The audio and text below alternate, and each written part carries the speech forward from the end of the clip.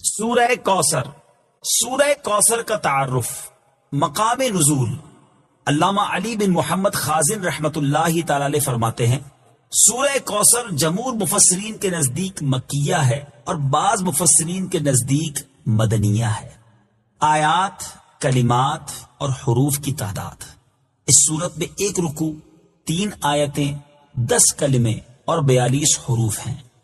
کوثر نام رکھنے کی وجہ، کوثر سے دنیا اور آخرت کی بے شمار خوبیاں مراد ہیں اور جنت کی ایک نہر کا نام بھی کوثر ہے. اس سورت کی پہلی آیت میں یہ لفظ موجود ہے، اس مناسبت سے اسے سورہ کوثر کہتے ہیں.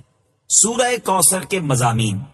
اس سورت کا مرکزی مضمون یہ ہے کہ اس میں اللہ تعالیٰ نے اپنے حبیب صلی اللہ تعالی علیہ وآلہ وسلم کی مدحت بیان فرمائی ہے اور اس میں یہ مضامین بیان ہوئے ہیں. نمبر 1، اس کی پہلی آیت میں اللہ تعالیٰ کے اس فضل و احسان کا بیان ہے جو اس نے اپنے حبیب صلی اللہ تعالی علیہ وسلم پر فرمایا. نمبر 2، دوسری آیت میں نبی کریم صلی اللہ تعالی علیہ وسلم سے فرمایا گیا کہ اللہ تعالیٰ کے فضل و احسان کے شکریے میں نماز پڑھتے رہیں اور قربانی کریں. نمبر 3، تیسری آیت میں فرمایا گیا کہ جو اللہ تعالیٰ کے حبیب صلی اللہ تعالی علیہ وآلہ وسلم کا دشمن ہے وہی ہر خیر سے محروم ہے. سورہ ماعون کے ساتھ مناسبت. سورہ کوثر کی اپنے سے ماقبل سورت ماعون کے ساتھ مناسبت یہ ہے کہ سورہ ماعون میں کافروں اور منافقوں کی جو صفات بیان کی گئیں ان کے مقابلے میں سید المرسلین صلی اللہ تعالی علیہ وآلہ وسلم کے اوصاف سورہ کوثر میں بیان کیے گئے. کونین صلی اللہ تعالی علیہ وسلم ارشاد فرماتے ہیں، اس حدیث کے راوی ہیں حضرت عمار بن یاسر. نبی پاک علیہ الصلوۃ والسلام فرماتے ہیں، ان اللہ وکلا بقبری ملکا اعطاہ اسماء الخلائق. میرے آقا فرماتے ہیں بے شک اللہ تبارک و تعالی نے ایک فرشتہ میری قبر پر مقرر فرمایا ہے جسے اللہ عز و جل نے تمام مخلوق کی آواز سننے کی طاقت عطا فرمائی ہے. Look at the listening power of that particular angel. وہ فرشتہ جو نبی پاک کے روضے پر ہے اس کو صرف انسانوں کی نہیں تمام مخلوق کی آوازیں سننے کی جو طاقت ہے اللہ نے عطا فرمائی. اللہ کے حبیب فرماتے ہیں فلا یصلی علی احد الی یوم القیامہ، پس تم میں سے جو شخص مجھ پر قیامت تک کوئی بھی درود پاک پڑھے گا الا ابلغنی باسمہ و اسم ابیہ، وہ فرشتہ میری بارگاہ میں اس کا اور اس کے والد کا نام پیش کرتا ہے اور کیا کہتا ہے، ھذا فلان ابن فلان قد صلی علیک، یا رسول اللہ فلاں بن فلاں نے آپ پر درود بھیجا ہے. اب اس حدیث کے بارے میں ذرا تھوڑا سا غور کیجئے گا. 2 خوبصورت باتیں، ایک عقیدے کی بات اور ایک عشق کی بات. نبی پاک نے کیا فرمایا کہ میری قبر پر ایک فرشتہ، نبی پاک کے روضے پر آج بھی وہ فرشتہ موجود ہے. آج ہم کراچی میں بیٹھے ہیں، ماشاءاللہ بڑی تعداد میں عاشقان رسول ہیں، ادھر سے درود پاک پڑھیں، فرشتہ مدینے میں وہ درود ہمارا سن لے گا. اچھا کبھی کیلکولیٹ کرنے کی کوشش کریں تو کیلکولیٹ تو نہیں ہو سکتا. All around the world Hare minute کتنے درود پڑھے جا رہے ہوں گے. کوئی امریکہ میں پڑھ رہا ہے، کوئی افریقہ میں پڑھ رہا ہے، کوئی یورپ میں پڑھ رہا ہے، عرب ملکوں میں، Pakistan, India, all around the world کدھر بھی کوئی درود پڑھے وہ فرشتہ سن لیتا ہے. اچھا ایک ہے سننا، لسننگ، اور دوسرا ہے ریکگنائز کرنا، پہچان بھی لینا. موبائل میں ہمیں کال آتی ہے، آج کل بڑے سافٹ ویئر آ گئے ہیں، یہ تو پتا چل جاتا ہے کس کی کال ہے، لیکن یہ نہیں پتا چلتا کہ اس کے والد کا نام کیا ہے. فرشتہ پڑھنے والے کی آواز بھی سن لیتا ہے اور جس نے درود پڑھا ہے اسے بھی پہچان لیتا ہے، اس کے والد کا نام بھی پہچان لیتا ہے. اب بڑی آسان سی بات ہے، آپ سب ماشاءاللہ پڑھے لکھے لوگ ہیں اور ویل آف لوگ ہیں. آپ کے گھر کے باہر ایک چوکیدار ہوتا ہے، ایک دربان ہوتا ہے، اور دنیا کا دستور ہے جو چوکیدار ہوتا ہے نا اس سے زیادہ پاورفل بندہ اس گھر کے اندر ہوتا ہے. زیادہ اتھارٹی کا حاصل کرنے والا، زیادہ پاورفل وہ گھر کے اندر ہوتا ہے، باہر چوکیدار پیغام رساں ہوتا ہے. سمپل کوسچن ہے میرا، جس نبی علیہ الصلوۃ والسلام کے دربان کی سماعت کا عالم یہ ہے اس آقا کی سماعت کا عالم کیا ہوگا؟ ادھر سے درود پڑھے فرشتہ ادھر سن لے تو پھر نبی پاک کی سماعت کا ایک فرشتہ میرا درود پڑھنے پر یہ بھی پہچان لے میرے والد کا نام کیا ہے، تو نبی پاک کے علم غیب کا عالم کیا ہوگا؟ پھر ہم جو جھوم جھوم کر پڑھتے ہیں درستی تو ہے کہ دور و نزدیک کے سننے والے وہ کان، یہ تو حدیث کی انٹرپریٹیشن ہے، دور و نزدیک کے سننے والے وہ کان لعلے کرامت پہ لاکھوں سلام۔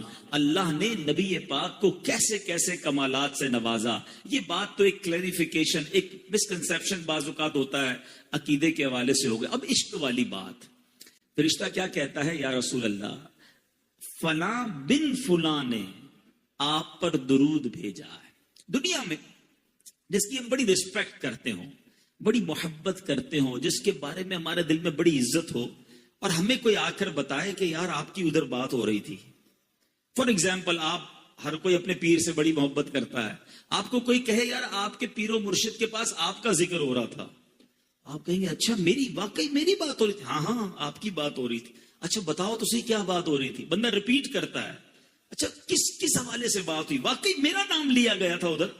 جس کی بھی آپ دنیا میں ریسپیکٹ کرتے ہیں، اگر آپ کا ذکر اس کے پاس ہو، یو فیل ویری ویل، آپ کو بہت اچھا لگتا ہے، اور اچھی بات ہے یہ۔ سچ بتاؤ ایک غلام کے لیے اس سے بڑی کیا سعادت ہے؟ میں ادھر درود پڑھوں، ادھر فرشتہ نہ صرف میرا نام بارگاہ رسالت میں پیش کرے، میرے والد کے نام کے ساتھ پیش کرے کہ آقا آپ کے فلاں غلام نے آپ کو یاد کیا ہے، آپ پر درود بھیجا ہے۔ خوش نصیب ہے وہ اسلامی بھائی جو روزانہ سینکڑوں بار، ہزاروں بار درود پڑھتے ہیں۔ ارے جس کا نام روزانہ سینکڑوں بار بارگاہ رسالت میں لیا جائے، بار بار نام لیا جائے، ارے کبھی تو نبی پاک فرمائیں گے کہ ہمارا غلام ہمیں روز یاد کرتا ہے، چلو آج اس کی بگڑی بنا دیتے ہیں، آج اس کی جھولی بھر دیتے ہیں۔ اور یاد رکھنا میٹھے اسلامی بھائیوں، ایک ہی نگاہ پڑھنے کی دیر ہے۔ نبی پاک نے اگر ایک بار توجہ فرما لی نا، شاعر لکھتے ہیں یاد رکھو اگر اٹھ گئی ایک نظر، یاد رکھو اگر اٹھ گئی ایک نظر، جتنے خالی ہیں سب جام بھر جائیں گے۔ آقا کی نگاہ پڑھنے کی دیر ہے تو درود پاک یہ آپ کے پاس گویا کارڈ ہے، انٹری کارڈ ہے۔ آپ جتنی بار چاہتے ہیں میرا نام بارگاہ رسالت میں لیا جائے، جتنی بار آپ چاہتے ہیں کہ سرکار کی بارگاہ میں میرا ذکر ہو جائے، آپ اتنی بار درود پاک پڑھ لیجئے۔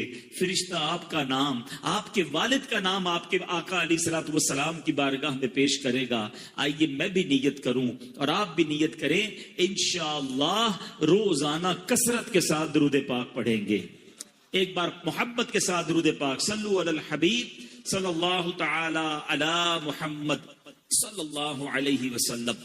سیدی اعلی حضرت امام اہل سنت بڑی پیاری بات لکھتے ہیں، آپ فرماتے ہیں وَرَفَعْنَا لَكَ ذِكْرَكَ کا ہے سایہ تجھ پر، وَرَفَعْنَا لَكَ ذِكْرَكَ کا ہے سایہ تجھ پر، ذکر اونچا ہے تیرا، بول ہے بالا تیرا، تو گھٹائے سے کسی کے نہ گھٹا ہے نہ گھٹے، جب بڑھائے تجھے اللہ تعالی تیرا۔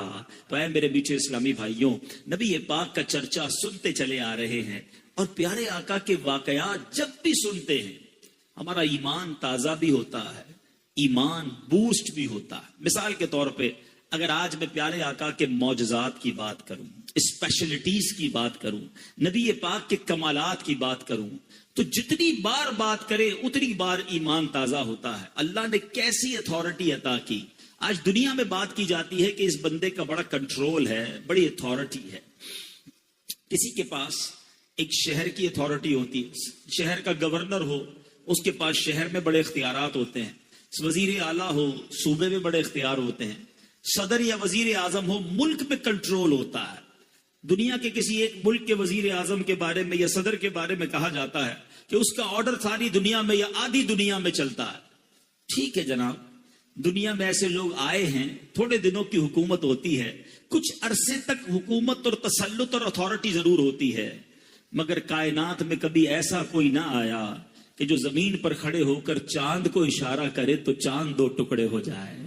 اچھا نبی پاک علیہ الصلوۃ والسلام کے چاند کے جو معجزہ ہے یہ تو یقیناً میرے آقا کا شاندار معجزہ ہے، مگر نبی پاک کا بچپن دیکھیں، سبحان اللہ. حضرت عباس یہ پیارے آقا کے چچا ہیں، کہتے ہیں یا رسول اللہ صلی اللہ تعالی علیہ وسلم آپ پر ایمان لانے کی ایک وجہ یہ بھی بنی کہ جب آپ بچپن میں آپ کو دیکھتا تھا کہ آپ جھولے میں ہوتے تھے اور آپ جھولے میں جس طرف انگلی اٹھاتے تھے چاند اس طرف چلے جایا کرتا تھا.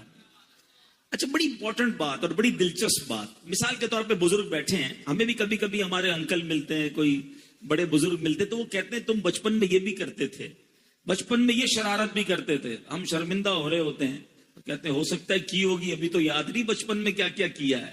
نبی پاک سے حضرت عباس پیارے آقا کے چچا کہہ رہے ہیں آپ نے جھولے میں نے دیکھا تھا کہ آپ جس طرف انگلی اٹھاتے اشارہ کرتے ادھر چاند جاتا. اللہ اکبر. میرے آقا کے علم کا عالم دیکھیں، نبی پاک نے ڈینائی نہ کیا کہ چچا مجھے کیا پتا، میں تو چھوٹا سا بچہ تھا، میں جھولے میں تھا. میرے آقا فرماتے جی میرے چچا میں چاند سے باتیں کرتا تھا، وہ مجھ سے باتیں کرتا تھا، میں چاند کو جدھر اشارہ کرتا وہ جاتا، میں نے چاند کی عرش پر سجدے کی آوازوں کو سنا. اللہ اکبر. جس کونین کے والی کا کمال یہ ہو کہ ابھی جھولے میں ہو اور اشارہ کرے تو چاند ادھر چلا جائے. ہے کسی کے پاس ایسی اتھارٹی، ہے کسی کے پاس یہ مقام؟ اللہ اکبر. بریلی کے تاجدار لکھتے ہیں چاند جھک جاتا جدھر انگلی اٹھاتے مہد میں، چاند جھک جاتا جدھر انگلی اٹھاتے مہد میں، کیا ہی چلتا تھا اشاروں پر کھلونا نور کا. اتھارٹی کی اگر بات کریں میرے بیچے اسلامی بھائیوں، صحابہ کا بلیف دیکھیں، صحابہ کا عقیدہ دیکھیں. جب بھی کوئی کام ہوتا نا صحابہ کہیں اور نہ جاتے. جمعے کا دن تھا، بخاری کی حدیث ہے، اس کا مضمون بیان کر رہا ہوں. پیارے آقا جمعہ کا خطبہ دے رہے تھے، ایک صحابی رسول کھڑے ہو گئے، گاؤں کے تھے، کہتے یا رسول اللہ بڑے دن ہو گئے بارش نہیں ہو رہی ہے، حضور لوگ پیاسے ہیں، کنویں خالی ہو گئے، جانور بھی پیاسے ہیں، یا رسول اللہ صلی اللہ تعالی علیہ وسلم دعا فرمائیے بارش نہیں ہو رہی. حدیث کے الفاظ ہیں اس وقت آسمان کلین تھا، there is no cloud on a sky on that time، بالکل کلین. پیارے آقا نے ہاتھ اٹھائے، ابھی ہاتھ اٹھائے راوی لکھتے ہیں پہاڑوں کی طرح بادل آنا شروع ہو گئے، ماؤنٹین کی طرح بادل آئے. نبی پاک ممبر سے نہ اترے تھے، موسلا دھار بارش شروع ہوئی. راوی کہتے ہیں اتنی بارش ہوئی کہ پیارے آقا کی داڑھی سے قطرے ٹپکنے لگے. اچھا دعا تو کروا لی صحابی رسول نے. جمعے کا دن بارش ہوتی رہی، ہفتے کا دن بارش، اتوار بارش، پیر بارش، منگل بارش، اگلے جمعے تک نان اسٹاپ ریننگ. مدینہ پاک میں زبردست بارش. پھر جمعہ آ گیا، پیارے آقا پھر کھڑے ہوئے خطبہ دینے. روایت کے الفاظ ہے وہی صحابی یا کوئی اور کھڑے ہو گئے، کہتے یا رسول اللہ کرم کیجیے ہم ڈوبنے لگ گئے ہیں، کنویں بھر گئے، برتن بھر گئے، اب بارش رکوائیے. ذرا غور کیجیے، بارش چاہیے تو بھی رسول پاک، بارش رکوانی ہے تو بھی نبی پاک کی بارگاہ میں. صحابہ جانتے تھے نہیں سنتا ہی نہیں مانگنے والا تیرا. اب میں جو بات کلیریفائی کرنا چاہ رہا ہوں، look at the authority of رسول اللہ صلی اللہ تعالی علیہ وسلم in this universe. میرے آقا کی اتھارٹی دیکھیے. نبی پاک یہ بھی دعا کر سکتے تھے کہ یا اللہ بارش رکوا دے. اللہ کے حبیب نے کیا دعا کی؟ اللہم حوالینا ولا علینا. بخاری کے الفاظ ہیں، اللہ کے حبیب کہتے ہیں اے اللہ ہمارے اطراف میں بارش ہو، ہم پر بارش نہ ہو.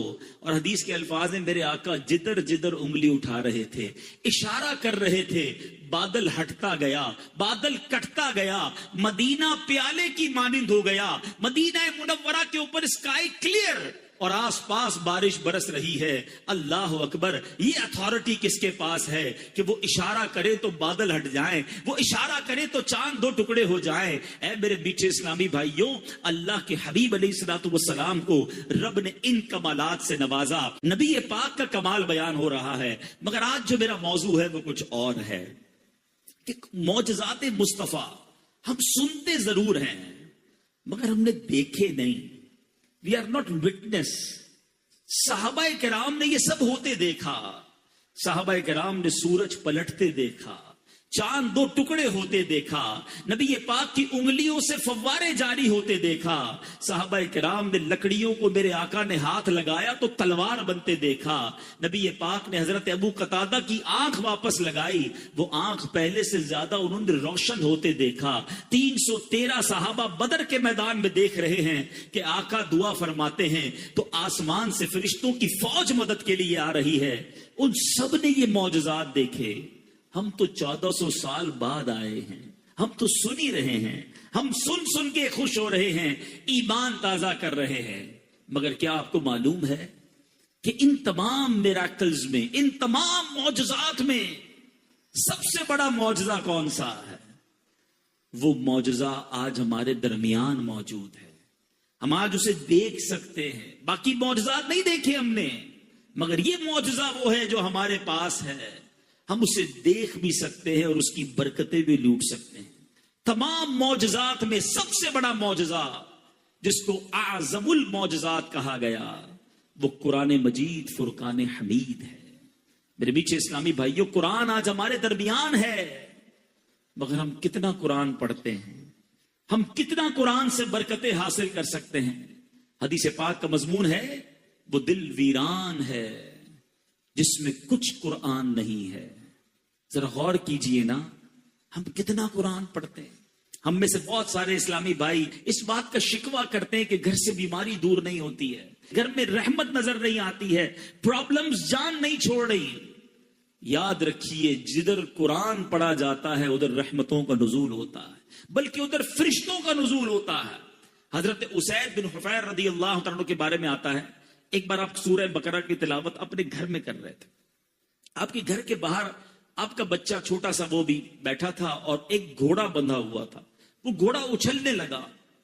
حضرت اسید کہتے ہیں میں نے تلاوت روک دی، گھوڑا بھی کام ڈاؤن ہو گیا، دوبارہ تلاوت کی، دوبارہ گھوڑا اچھلنے لگا۔ آپ کہتے ہیں مجھے ڈر لگا یہ گھوڑا بچے کو نہ تکلیف پہنچا دے، پھر میں نے قرآن پڑھنا روک گیا، پھر گھوڑا کام ڈاؤن ہو گیا۔